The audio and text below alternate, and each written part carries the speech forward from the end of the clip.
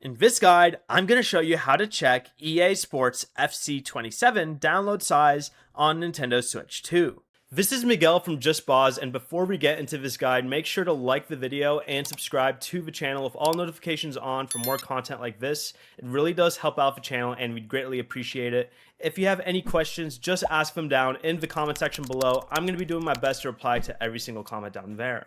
From the home menu, go ahead and open the Nintendo eShop and then select your Nintendo account. Go ahead and choose search/browse and search for EA FC27. Then go ahead and open the Nintendo Switch 2 version, scroll down the game page until you get to the details section, and then look for required space, which shows the estimated amount of storage you'll need.